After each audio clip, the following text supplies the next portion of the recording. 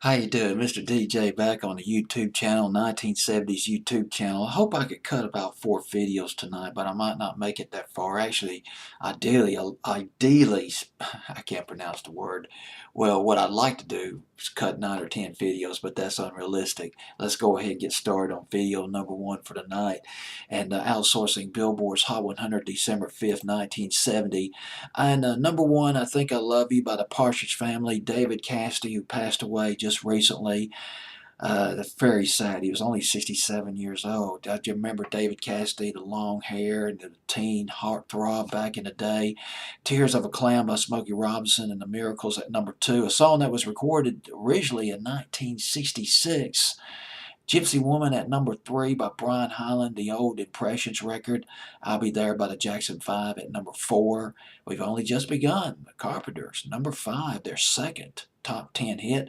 First top 10 hit for James Taylor at number six, Fire and Rain, a song I believe about a friend of his who committed suicide. It was a powerful record. Produced by Peter Asher, formerly of Peter and Gordon. And speaking of another producer, Bones Howe, who produced One Less Bell to Answer by the Fifth Dimension at number seven, taking a big leap from 25 the previous week.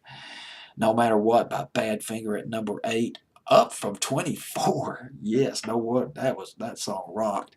But the song I want to talk to you about, let's go to it right now. Do It by Neil Diamond at number 40. Up from 42, just barely cracked the top 40, but no matter. Neil Diamond was on a roll. Sweet Caroline in 1969, Shallow, I think, in 1968 or 69, and Cracklin' Rosa in 1970. Now, I don't even know where to start on this. Do It sounds a little dated for 1970, like Solitary Man. A person would listen to this record and say, that record sounds a little bit out of date. I'm listening to Cracklin' Rosie, and it sounds different from Solitary Man. It sounds different from Do It.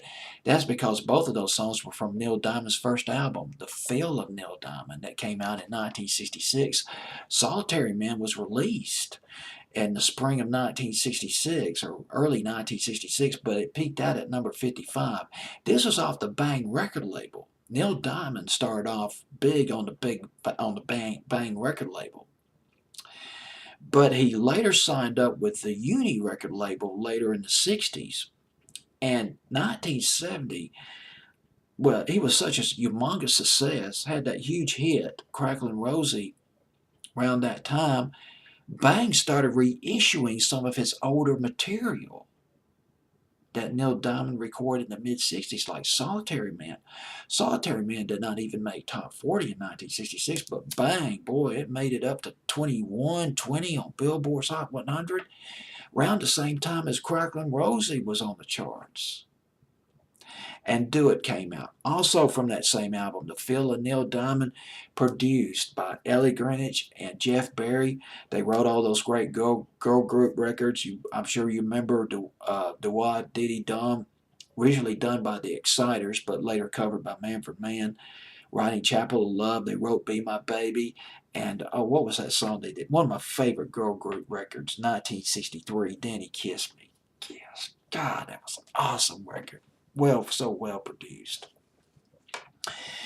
And they wrote that. They helped Neil Diamond out big time early in his career. Neil Diamond, they sang backup on Cherry Cherry. Cherry Cherry's on this album, by the way, The Feel of Neil Diamond, that came out in 1966.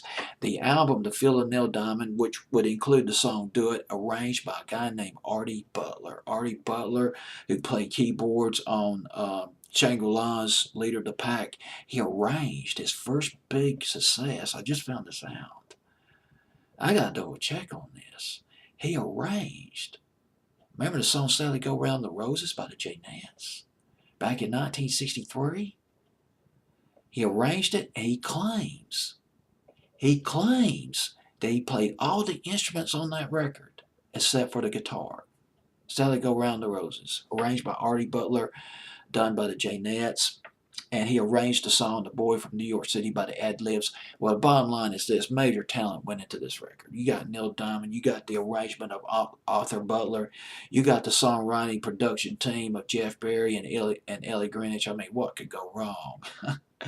Well, anyway, we got Do It by Neil Diamond, a re-release, obviously, released from his first album in 1970 at number 40 on Billboard's Hot 100 December 5th, 1970.